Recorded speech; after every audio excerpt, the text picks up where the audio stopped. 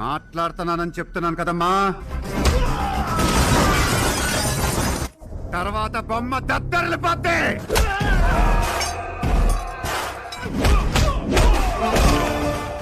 Kau masih kecil, belum tahu apa-apa.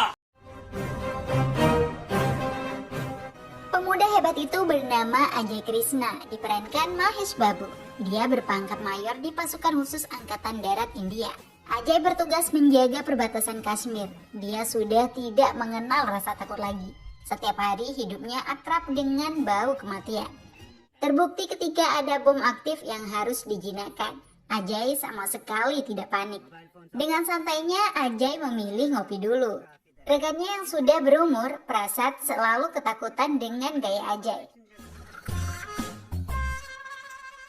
Menjinakkan bom seperti mainan baginya. Ajay tidak butuh baju pelindung. Sungguh keberanian yang tak ada bandingannya. Itulah Sarileru Nekevaru. Orang yang memasang bom terlihat di sekitar lokasi. Ajay dan pasukannya mengejar teroris itu.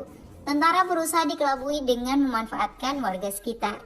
Namun cukup mudah bagi Ajay mengidentifikasi teroris sebenarnya. Tanpa kompromi, Ajay menembak teroris itu hingga mati. Selain tentara, ada pula dosen pemberani bernama Profesor Bharati yang tinggal di kota Kurnool. Ketika ada mahasiswa kurang ajar karena pengaruh alkohol, Bharati tidak segan-segan menampar dan mengusirnya. Ayah mahasiswa itu sahabat pemilik yayasan. Bharati tidak peduli. Dia justru menampar mahasiswa itu lagi di hadapan ayahnya. Seharusnya Anda yang menampar anak Anda ketika berbuat salah, bukan justru datang membelanya. Saya tidak pernah mentolerir kesalahan apapun. Tegas Bharati pergi. Sosok Bharati merupakan wanita hebat. Setelah suaminya meninggal, dia sendirian membesarkan 3 anaknya. Bharati juga mengadopsi seorang anak perempuan yatim piatu. Anak perempuan Bharati dilamar orang kaya raya. Keluarga laki-laki mengolok Bharati yang kehidupannya biasa saja. Apalagi anak sulungnya sudah meninggal sebagai tentara. Anak laki-lakinya yang kedua juga bisa bernasib sama karena menjadi tentara. Bharati mengaku bangga sebagai keluarga tentara. Anak laki-lakinya dikirim ke perbatasan untuk menjaga keamanan semua orang. Dia tidak menyesali apapun yang telah terjadi. Terlepas dari semua itu, pernikahan untuk anak perempuan Bharati ditetapkan. Kabar gembira itu disampaikan kepada anaknya yang bertugas di Kashmir. Halo, Ajay kok saya phone istara? Anak Bharati bernama Ajay, tapi bukan Mayor Ajay Krishna.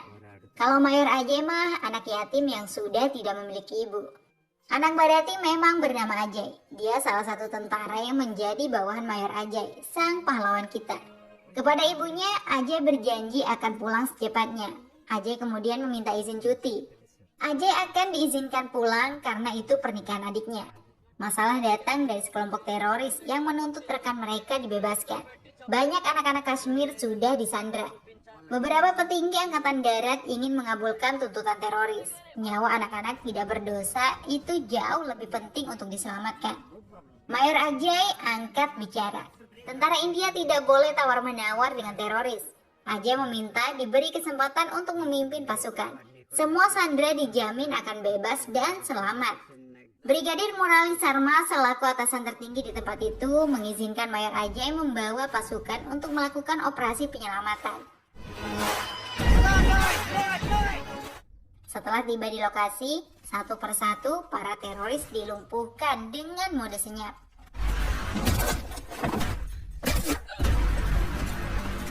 Mayor Ajay memimpin pasukannya dengan cerdas dan gagah berani.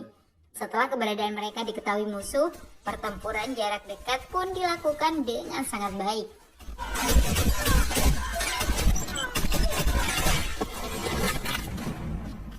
Mayor Ajay mengajak pasukannya bersembunyi untuk sementara waktu. Sedikit lagi, anak-anak yang sudah disandra bisa dibebaskan. Just wait for some time. There must be a way. Pimpinan teroris Wasim Muhammad melakukan provokasi. Tentara India disebut pengecut karena bersembunyi. Mayor Ajay tetap tenang karena dia menyadari itu hanya jebakan. Sayangnya tentara bernama Ajay yang merupakan anak Profesor Barati terprovokasi. Dia maju menyerang Wasim. Seketika itu juga granat yang sudah terpasang meledak.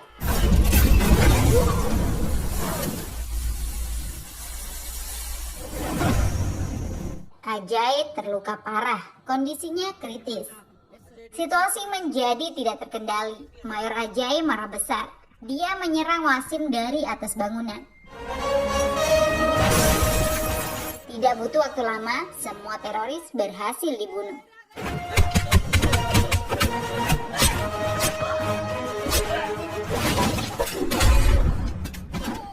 Anak-anak yang telah disandra bisa bebas. Tapi Ajay, anak Barati, kondisinya semakin kritis.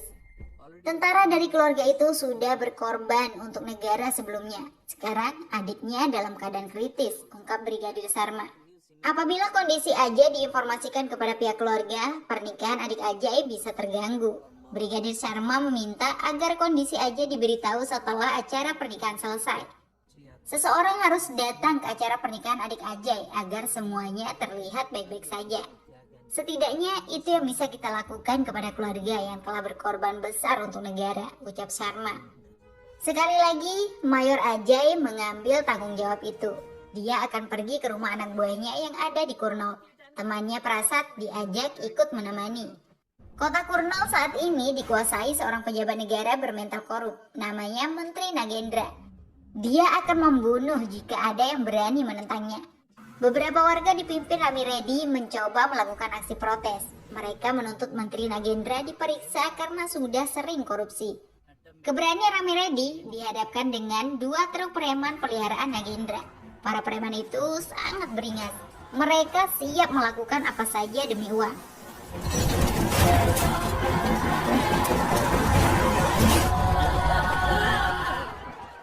Nagendra mengancam akan membunuh Rami Reddy secara keji jika masih protes. Ancaman itu membuat nyali Rami Reddy ciut. Dia ketakutan dan memilih pergi. Kembali ke Ajay. Dia akan naik kereta api ke Kurnool. Saat itulah Ajay bertemu seorang gadis bernama Samkruti yang diperankan Rasmika Mandana. Kegantengan Ajay membuat Samskruti jatuh cinta pada pandangan pertama. Dia memberitahu keluarganya agar bisa dinikahkan dengan Ajay. Samskruti tanpa malu mengungkapkan kekaguman dan cintanya pada Ajay. Hal itu membuat Ajay risih. Padahal Samskruti juga cantik, manis, menawan, mempesona. Ajay tidak suka saja karakter Samskruti yang overaktif. Apalagi Samskruti bersekongkol dengan keluarganya untuk menjebak Ajay seolah-olah diperkosa. Ajay jadi enek dengan gangguan sepanjang jalan. Dia mengajak Prasad turun dari kereta api, lalu secepatnya pergi ke rumah Profesor Barati yang merupakan ibu Ajay. Setiba di rumah tujuan, Ajay kaget melihat suasana yang sepi. Pintu sudah terkunci, halaman rumah juga berantakan. Padahal akan ada pernikahan di rumah itu. Mayor Ajay yakin ada hal buruk yang sudah terjadi.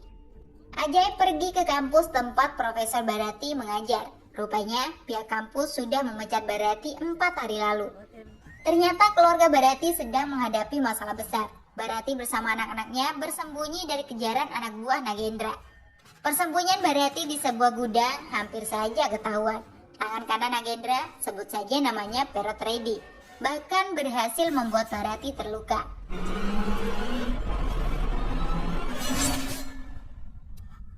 Untungnya Barati membodohi Perot dengan seekor burung, sehingga keberadaannya masih aman. Kegagalan Perot Reddy membunuh Profesor Barati membuat Nagendra kesal. Seharusnya Perot malu menyebut dirinya seorang pria. Apabila Perot ingin dianggap pria, dia harus bisa seperti Aluri Sita Maraju. Nagendra menunjukkan video di YouTube seperti apa sosok Sita Maraju yang dikenal sebagai pahlawan orang Telugu. Magatanam. Keberanian dan kejantanannya tidak pernah mengecewakan orang-orang yang mempercayainya. Perot pun berjanji akan segera membunuh Barati. Sementara Mayor Ajay terus mencari keberadaan Barati, namun belum membuahkan hasil. Ketika melapor ke kantor polisi, Ajay justru dicuekin. ఇంతే రెస్పాన్సిబుల్ గా ఉన్నారంటే Seseorang juga melaporkan tentang hilangnya Barati. Dia adalah calon menantu Barati. Sayangnya Ajay tidak bisa mengejar pemuda itu. Ajay tidak putus asa menanyakan keberadaan Bharati kepada semua orang. Anak kecil yang merupakan murid les Bharati juga mengaku tidak pernah melihat gurunya. Bharati masih bersembunyi. Dia akan pergi ke Hyderabad agar hidupnya tenang. Tapi anak-anaknya dalam bahaya. Perot Reddy berhasil menangkap mereka. Bharati jadi panik. Mayor Ajay diberitahu tentang keberadaan Bharati oleh anak kecil tadi. Untung saja Ajay belum meninggalkan Kurnol. Ajay langsung bergerak cepat menemui keluarga Bharati. Di dekat benteng bersejarah kota Kurnol, Perot Reddy meminta Bharati keluar dari persembunyian. Jika tidak, anak-anaknya akan dibunuh. Demi keselamatan keluarganya, Bharati muncul. Perot melempar kapak ke arah Bharati. Tapi Mayor Ajay sudah tiba. Pahlawan kita siap menunjukkan aksinya.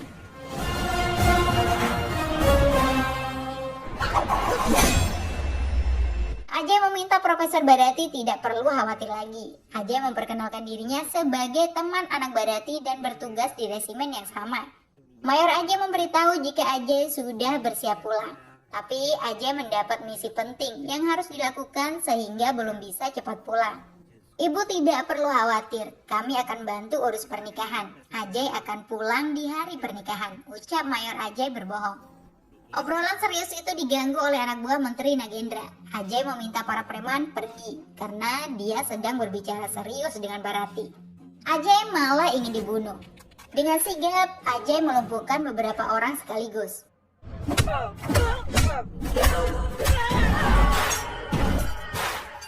Saya sudah bilang, saya sedang bicara, ujarnya marah. Bharati dan keluarganya kagum melihat apa yang terjadi. Dia sudah bisa sedikit tenang. Lagi-lagi, para preman menyerang. Ajay kembali menghancurkan mereka dengan gagah berani.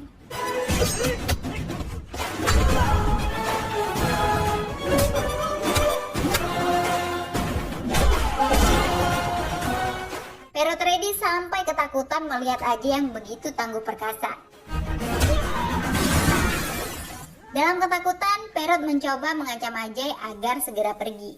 Ajay jadi emosi mendapat ancaman seperti itu.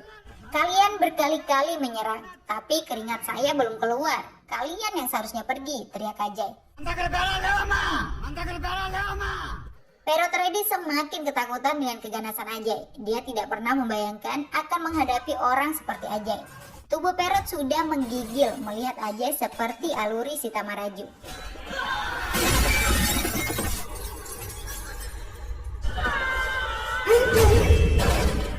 Andaikan saja Ajay mau, sangat mudah baginya membunuh Perot. Tapi Ajay tidak mungkin melakukan itu. Dia seorang tentara, tugasnya melindungi nyawa masyarakat. Kami berkorban nyawa di perbatasan. Di sini kalian malah menyerang wanita. Dasar tidak tahu diri, ucapnya. Ajay berjanji tidak akan mengampuni siapapun yang ingin membunuh keluarga Profesor Bharati. Ajay sudah siap berperang. Perot Reddy benar-benar tidak bernyali mengganggu keluarga Bharati lagi. Dia masih meringkuk ketakutan hingga di rumah Menteri Nagendra. Giliran Perot yang meminta HP Nagendra untuk ditunjukkan video Sita Maraju. Tanpa senjata, dia berdiri gagah berani melawan puluhan orang.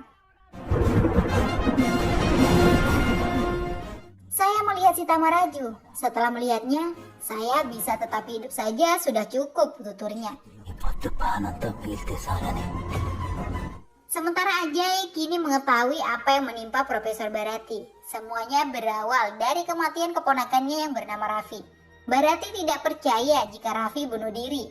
Sayatan luka ada di tangan kirinya, padahal tangan Raffi kidal. Kasus itu dilaporkan ke kantor polisi.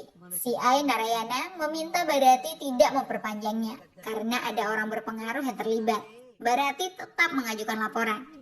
Tindakan Bharati membuatnya langsung dipanggil Menteri Nagendra. Bharati diminta mencabut laporan di kantor polisi. Tanpa malu, Nagendra mengakui jika dirinya dalam pembunuhan Raffi. Bharati tetap bersikeras tidak mentolerir kesalahan siapapun. Nagendra menggunakan kekuasaannya. Bharati dibuat dipecat dari kampus dengan tuduhan membocorkan soal ujian. Kepolisian yang seharusnya melindungi masyarakat justru berbuat sebaliknya. Bharati dijebak dengan kasus narkoba. Anak perempuannya juga dilecehkan. Kehormatan dan harga diri keluarga Barati dihancurkan begitu saja. Belum lagi pernikahan anaknya dibatalkan karena pihak keluarga laki-laki mendapat ancaman. Barati terpaksa mengalah. Dia mencabut laporannya dan meminta maaf.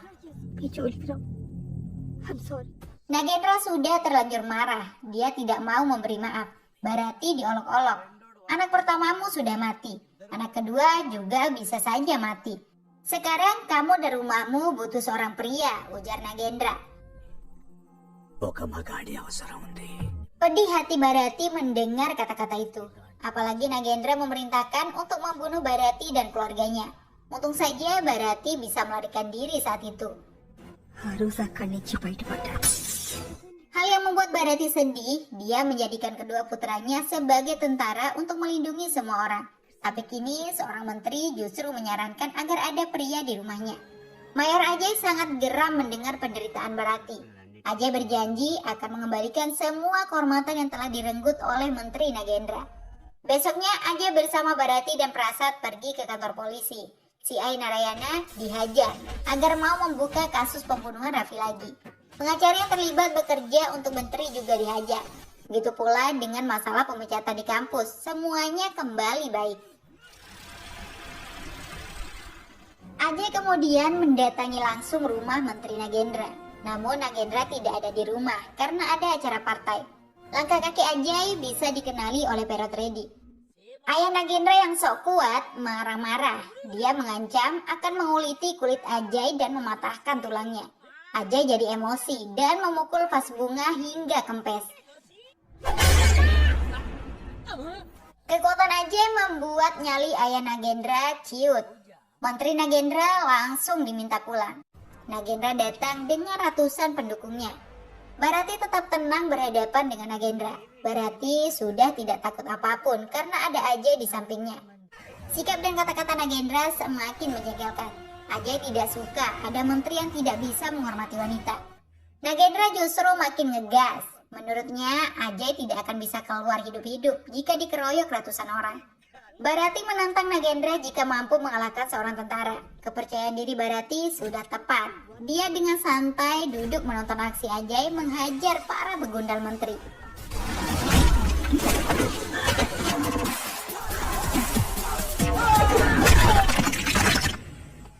Giliran Barati yang mengolok-olok Nagendra. Apalagi pukulan Ajay kekuatannya tidak kalah dengan gempa bumi. Ajay mampu melumpuhkan puluhan orang. Tidak ada lagi yang berani menyentuhnya. ఇంకా ఎవరిని వస్తారమ్మా? Setelah situasi terkendali, barulah Ajay berbicara. Orang seperti Nagendra seharusnya bisa langsung diberondong senjata. Tapi saya tidak bisa lakukan itu. Tugas saya melindungi kalian. Kami bertaruh nyawa di perbatasan demi kalian. Di sini kalian malah berbuat konyol, ucapnya. నువ్వు నేను కాపాడుకుంటున్న ప్రాణం. Ajay memberi waktu 48 jam kepada Nagendra untuk mengaku bersalah. Kemudian minta maaf kepada Barati, lalu masuk penjara. Sekarang Anda dan rumah Anda yang butuh seorang pria, ujar Barati mengembalikan kata-kata Nagendra. Selanjutnya Ajay mengajak Barati untuk memperbaiki pernikahan yang sempat dibatalkan. Pernikahan itu harus tetap berjalan. Ajay menjamin keselamatan keluarga pengantin laki-laki. Mereka pun setuju dan pernikahan mulai disiapkan. Masalah yang belum beres hanya Menteri Nagendra saja. Nagendra tidak mempedulikan peringatan Ajay. Nagendra justru mendatangi Ajay di Benteng Kurnol. Masyarakat yang ada di sekitar lokasi tentu saja membela menterinya. Ajay yang orang asing diancam akan dibunuh jika menteri mereka diganggu. Tapi Ajay sama sekali tidak takut. Nagendra begitu sesumbar dengan kekuatan rakyatnya. Padahal kekuatan itu hanya semu semata. Ketika Ajay memberitahu ada artis Samantha yang datang di sebelah jalan, masyarakat berduyun-duyun pergi.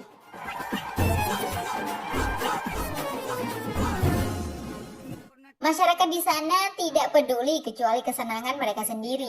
Ajay mempermalukan Nagendra yang hanya mengandalkan kekuatan orang lain. Ajay sampai batuk karena terlalu sering teriak selama di Kurnol. నువ్వు ఎక్స్పీరియన్స్ చేస్తున్నావు కదా.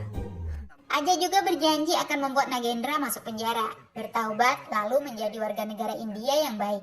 karena memang itulah salah satu tugasnya sebagai tentara. Untuk bisa menjebloskan Nagendra ke penjara, Ajay akan mengumpulkan bukti tentang pembunuhan Raffi. Prasad meminta bantuan teman kepolisiannya, penyidik kriminal Koti. Petugas itu datang bersama asistennya, Kishore, dan calon istrinya, Samruti. Ya guys, Samruti telah dijodohkan oleh ayahnya. Sekarang justru bertemu lagi dengan sang idaman, si Ajay ganteng imut. Samruti langsung nyosor memeluk Ajay. Tunangannya dilupakan. Melalui penyelidikan, diketahui Raffi sering berkomunikasi dengan dua orang sebelum meninggal, yaitu pegawai pemerintah bernama Ramakrishna dan seorang karyawan perusahaan software, Swita. Semua langkah Ajay sudah didahului oleh Nagendra. Ajay berusaha ditipu bahwa ketiganya meninggal karena korban cinta segitiga. Nagendra bisa duduk tenang karena kesalahannya tidak akan pernah bisa ditemukan. Kecerdasan Ajay membuatnya menyadari tipu muslihat menteri. Ajay yakin hanya Raffi dan Sweta yang dibunuh, sedangkan Ramakrishna masih dibiarkan hidup. Terbukti mayat atas nama Ramakrishna palsu. Ajay menyadari ada sesuatu yang lebih besar di balik kematian Raffi. Ramakrishna belum dibunuh, tentu saja karena memiliki bukti kejahatan Nagendra. Mengetahui siasatnya terbaca, Nagendra masih tetap bisa santai. Ajay bahkan diberitahu di mana lokasi Ramakrishna saat ini. Pegawai pemerintah itu ditawan di hutan Nalamala. Nagendra memberitahu Ajay karena sepanjang sejarah tidak ada orang yang bisa keluar hidup-hidup dari hutan Nalamala. Nagendra sedang menjebak Ajay. Tidak peduli bahaya apapun, Ajay bersama Prasad pergi mencari Ramakrishna ke hutan. Sedangkan Bharati menemui Nagendra di rumahnya. Nagendra dipersilakan duduk untuk dilihat senyum terakhirnya. Di lokasi, Ajay menemukan aktivitas ilegal logging yang dilakukan anak-anak remaja dan orang tua. Ketika Ajay akan membuka ikatan tali Ramakrishna, Ajay justru dihajar habis-habisan. Awalnya Ajay enggan melawan karena mereka masih remaja dan tua renta. Tapi karena terus diserang, tidak ada opsi lain lagi. Ajay meratakan mereka semua. Kekuatan Ajay tidak ada bandingannya.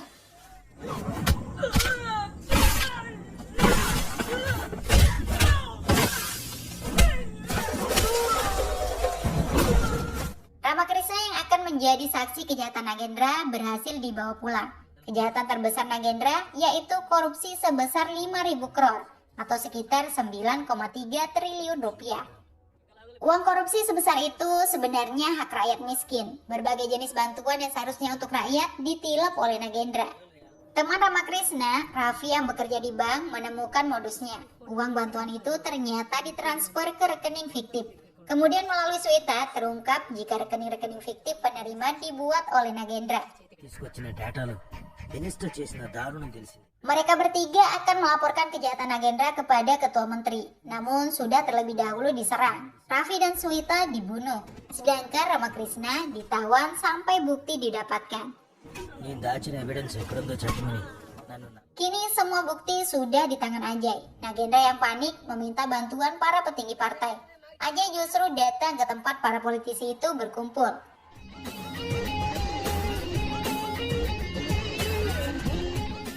Beberapa petinggi partai meminta Ajay segera pergi. Tugas tentara adalah menjaga perbatasan, bukan justru membuat masalah dengan politisi. Ajay sudah muak dengan ocehan para politisi itu. Dia mengunci pintu, lalu mengumpulkan berbagai benda di sekitarnya untuk membuat bom. Beberapa orang terus saja mengoceh. Semuanya jadi ketakutan setelah mengetahui Ajay baru selesai membuat bom. Saatnya Ajay berbicara. Korupsi sudah sangat sering dilakukan oleh para politisi yang berpura-pura mencintai rakyat. Kali ini Ajay hanya menargetkan Nagendra saja. Apabila ada yang berani membela Nagendra, orang itu juga akan dihancurkan. Ajay sudah pada titik muak kepada para politisi dan koruptor. Andaikan saja uang korupsi itu digunakan untuk kesejahteraan rakyat, tidak akan ada orang miskin. Semua fasilitas dan kebutuhan rakyat bisa dipenuhi dengan banyaknya uang korupsi. Meski begitu jahat dan buruknya kelakuan para politisi, tentara selalu setia melindungi mereka dengan penuh tanggung jawab. Kalian adalah orang-orang yang kami lindungi. Kami korbankan nyawa di perbatasan demi kalian. Tapi kalian malah bertindak bodoh. Seharusnya kalian malu, teriak Ajay. Kyani kantalo toga petasta. Tidak berselang lama, bom yang dibuat Ajay meledak. Tapi ternyata itu adalah kembang api yang menampilkan warna bendera nasional India. Ajay kemudian pergi membawa amarahnya. Dalam politik tidak ada teman abadi, yang ada hanya kepentingan abadi. Nasib itulah yang kini menimpa Nagendra. Dia ditinggalkan seorang diri, partai juga memecatnya. Padahal selama ini dia dipuji. Sementara Bharati pada hari itu sangat bahagia mengadakan pernikahan putrinya. Namun ada kabar duka yang belum diketahui Bharati, bahwa anak keduanya yang selama ini kritis baru saja meninggal dunia. Mayor Ajay bingung bagaimana cara menyampaikan berita itu. Hingga malam hari Ajay belum bisa bercerita kepada Bharati. Tiba-tiba Bharati yang berbicara tentang anak-anaknya. Mengingat anaknya tak kunjung pulang hingga pernikahan saudarinya selesai. Sebenarnya apakah anakku akan pulang atau tidak? Tanya Bharati sedih. Mayor Ajay terdiam tidak tahu harus menjawab apa. Ajay hanya bisa menggelengkan kepala. Tangannya memegang erat jemari Profesor Bharati. Tanda itu sudah bisa dimengerti jika Bharati kehilangan putranya lagi. Sungguh pedih hati Bharati. Dia telah membesarkan anak yang sangat disayanginya itu dengan baik. Namun kini sudah tiada. Saya tidak boleh merendahkan pengorbanannya dengan air mata. Saya telah memberikan kedua anak saya untuk negara. Kenapa juga saya harus berduka? Ujarnya berusaha tabah. Desa namotone polstar. Bikinemu. Keesokan harinya jenazah anak Bharati diantar pulang. Bharati hanya bisa memegang topi anaknya. Bharati tidak sempat bercandaria dengan anaknya. Bharati juga tidak sempat melihat wajah terakhir anaknya. Hanya air mata yang bisa menerjemahkan derita batin Bharati sebenarnya. Derita antara kehilangan dan juga rasa bangga. Selanjutnya, Mayor Ajay ingin mengakhiri bab Nagendra. Ramakrishna sebagai saksi akan dibawa ke pengadilan untuk membongkar kejahatan Nagendra. Setelah semua yang terjadi, Nagendra tidak berani lagi melawan Ajay. Dia mengaku sudah kalah. Nagendra ikut duduk menggigil bersama Perotredi. Anak buahnya yang sudah bersiap membunuh Ajay diminta diam saja. Nagendra akan menyerahkan diri ke pengadilan. Dia sudah ikhlas masuk penjara. Ternyata Ajay tidak membawa saksi ke pengadilan. Ajay sudah di stasiun kereta api untuk kembali ke Kashmir. Nagendra kaget. Dia yakin Ajay memiliki rencana lain. Secepatnya Nagendra menyusul Ajay. Di stasiun, Samkruti bersama keluarganya juga sedang menyusul Ajay. Mereka berebutan untuk bisa berbicara dengan Ajay. Samkruti yang kemudian berbicara lebih dulu. Dia belak-belakan mengajak Ajay menikah. Awalnya sih Ajay menolak, tapi akhirnya mau juga setelah Bharati memberi nasihat. Tiba giliran Nagendra yang menanyakan rencana Ajay sebenarnya. Tidak mungkin Ajay pergi begitu saja meninggalkan Nagendra. Apalagi bukti kejahatan sudah dipegang Ajay. Rencana Ajay rupanya cukup unik. Ajay sengaja tidak membuat Nagendra masuk penjara. Karena jika di dalam penjara, Nagendra masih bisa hidup enak. Dengan uang dan pengaruhnya, Nagendra akan tetap memiliki TV, kulkas, dan berbagai fasilitas mewah lainnya.